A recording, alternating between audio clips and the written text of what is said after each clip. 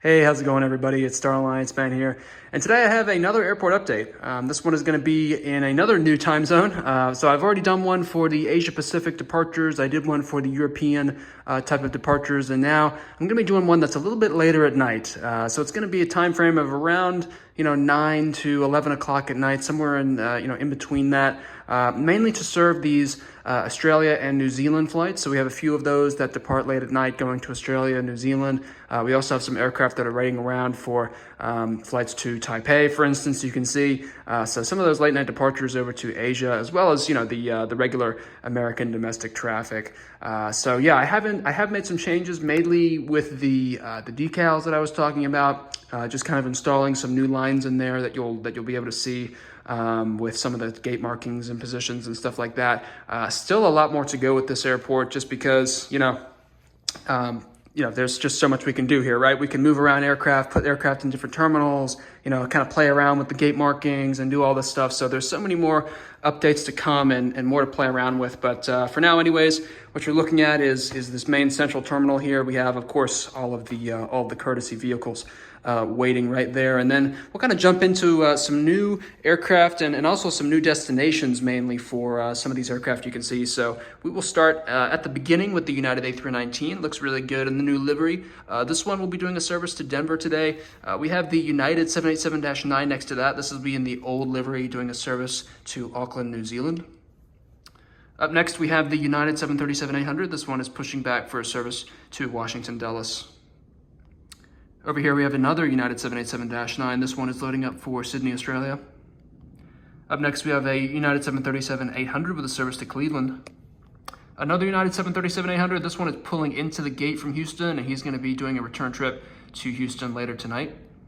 Here we have a new model. I don't think I've showcased this one yet. This is the 767-300 in the new livery from Gemini Jets. A really nice looking plane, both in real life and also the model is pretty cool as well. This one is waiting for the red eye to Newark.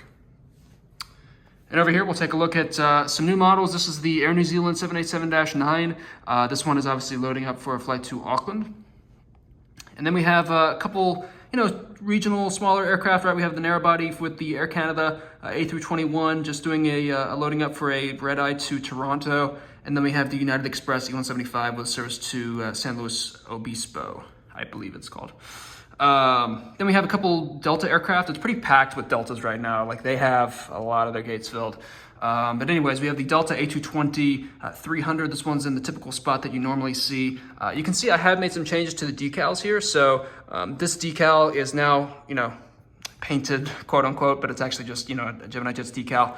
That one has been laid down. So that is a new one there that mainly is for wide body positions. You can see it overlaps with a couple other positions there. So that has been a new change. And here we have actually both A220s. So we have the 300 over there with a service to Salt Lake City. And then we have the Delta A220-100. This one will be doing a service up to San Francisco. Over here, we have the Delta 757-200 doing a JFK service. We have the Spirit A320 with a service to Cleveland. We have the JetBlue A321neo with a service to New York John F. Kennedy. JetBlue A321 with a service to Boston. We have a Delta A321 with a service to Atlanta. And here we have the Delta 737-800 with a service to Minneapolis.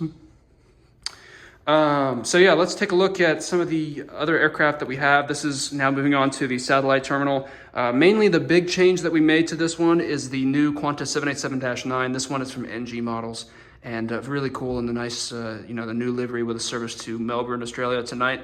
Moving on with a couple more aircraft. This one, I just haven't configured the gates yet, but we do have a couple regional, we have the American Eagle A175, we have a Frontier A320 here, just loading up. I'll have to configure that later, but that's just a configuration we could have for that gate. Up next, we have the Philippines A350-900. This one is waiting for a later night departure with a service to Manila. A similar story with the EVA Air 777-300ER. The story with that, you'll see sometimes in airports like LAX, a similar story in SFO.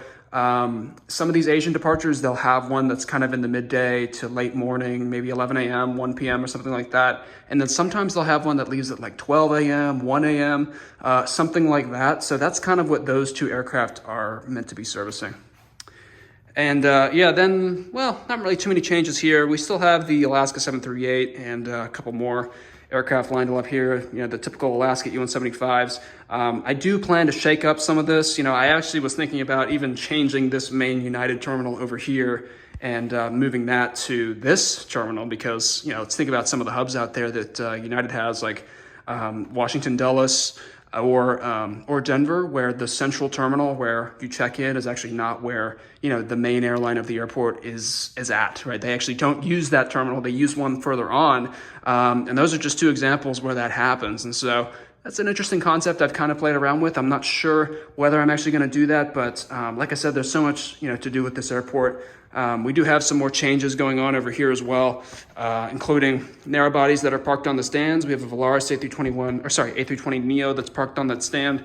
United 777-200 that was there from the last update, and then we have a couple more narrow bodies that are parked here. This time we have the A319, the 757-200, and the New York Herod here livery. We also have the other Herod here livery. This is the California one, or just the California Herod here. This one is going to be doing a Newark flight now across the country. So this one leaves a little bit earlier than the 767-300 that I referred to. And then usually what I've also seen is at LAX, there's actually a couple 757s that do like flights to Latin America. Like there was one that going to San Salvador. So we could have the 757 going over to San Salvador tonight. And then we also have the Alaska 737-900ER, which looks really good, just kind of landing onto runway 26.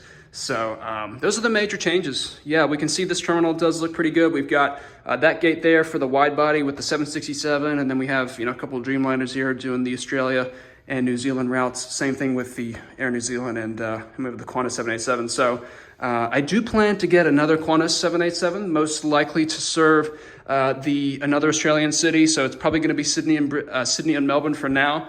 And United, I'm probably content with them serving either Auckland, Sydney, Melbourne. I might be able to get somebody else to serve Brisbane. We're not too sure yet as an airport, but that decision will have to be made. But anyways, guys, thank you so much for watching. This will be it for the Australia and New Zealand update. I mean, there's a couple other Asia Pacific carriers we have in there, but thank you so much for watching again. I hope to present some more interesting updates and shake up some more aircraft in here and definitely make some changes for upcoming updates. So again, I want to thank you so much for watching. See you guys in the next video. Bye-bye.